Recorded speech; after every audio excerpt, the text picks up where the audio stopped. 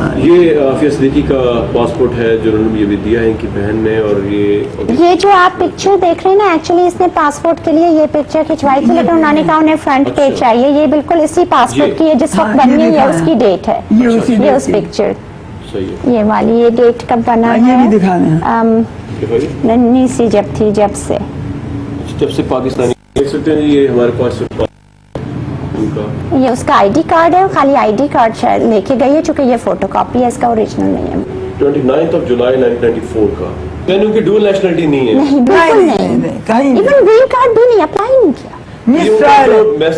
MIT में वो पढ़ती रही हैं, काफी अरसा वहाँ पे पढ़ी हैं वो, उस वजह से लोगों का परसेप्शन बना कि शायद वो अमेरिकी सिटीजन है, शायद उस वजह से। I don't think so, I think just to justify in the public the rendition that they did, it was an illegal rendition. किस तहत आपने, अगर ठीक है आप उनकी स्टोरी ले लें, आप छोड़ दें कि 2003 में क्या, खाली उनकी स्टोरी भी लें, तो अफगानिस्तान से आप कह रहे हैं कि आपने उसे, आप अमेरिका कैसे ले गए? She is a Pakistani citizen, आपको पाकिस्तान भेजना चाहिए था। क्या अफगानिस्तान में पाकिस्तान की एम्बेसी नहीं है?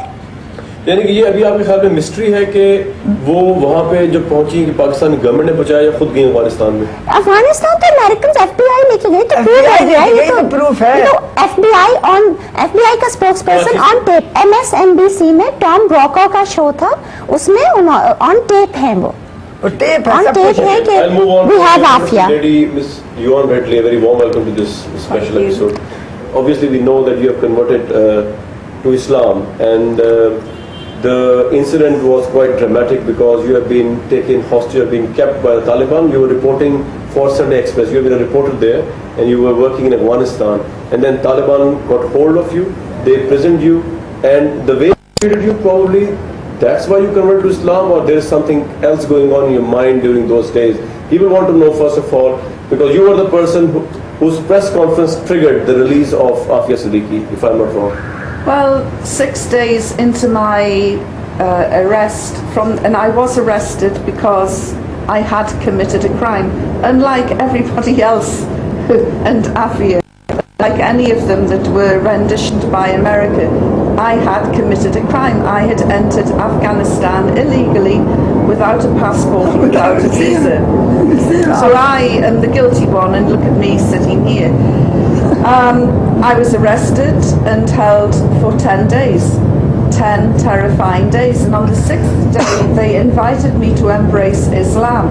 The Taliban, and it was the one little ray of hope that I was given, because I seized on this and I said, I can't embrace Islam under these circumstances in prison, but I said, if you release me, I promise I will read your Quran and study Islam when I get back to London.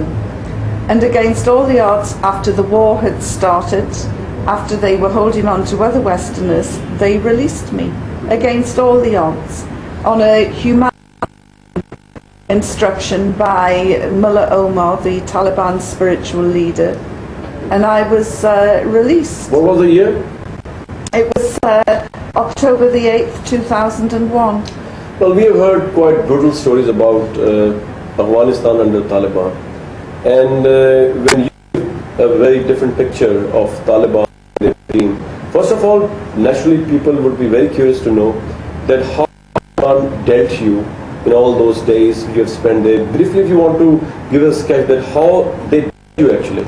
I was terrified because I had been told, George Bush told us, Tony Blair told us, this is the most evil, brutal regime in the world, they hate him.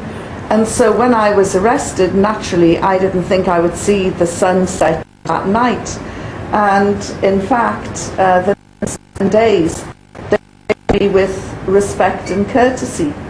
I went on hunger strike. They would still, the what they did was bring out food in front of me, freshly baked bread that would smell delicious, and I wouldn't eat it.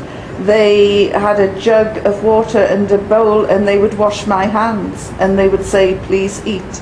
And I was thinking, I don't understand this, you know, when are they going to be brutal and evil? Everything that's happened in Abu Ghraib, in Bagram, in Guantanamo, and other dark prisons, I thought would have happened to me. which often prompts me to thank Allah I was captured by the most evil, brutal regime in the world and not by the Americans. Have you ever met Mullah Omar? I haven't, no. Not as far as I'm aware. Nobody knows what he looks like. Right. Do you ever have afterwards connections with Taliban recently or previously or never? I was making a film about Aafia's story, and I drove down to Ghazni to the prison where she was, the police station where she was originally held when she was arrested in July 2008. And on my way down to Ghazni, I got caught in a firefight between the Taliban and the Afghan police, and we had to get out of the car and run because they were shooting. Alright, we'll go for a short break and come back. हम एक break लेंगे, उसके बाद हम यहाँ पे जो लोग बैठे हैं उनसे पूछेंगे जो टॉर्चर फेस किया आफिया सिद्दीकी ने, उनकी वालदा से पूछेंगे, उनकी मज़ीद बात करेंगे, बहन से भी, और मिस रेडली से ये पूछेंगे कि इन्होंने जो स्टोरी ब्रेक की है प्रेस कॉन्फ्रेंस सबसे पहले बताया आफिया सिद्दीकी के बारे में, जो कि प्रिजन नंबर 650 हैं, इनको किस तरह पता चला उनके बारे में कि वो बगराम में हैं और उस वक्त एक टॉर्चर्स को फेस कर रही हैं, ये तमाम हालात इनको किस तरह पता चले और ये किस तरह सामने आए। इस ब्रेक के बाद सब कुछ और उनके बेटे से भी आफिया सिद्दीकी की हम मुलाकात करवाएंगे आप।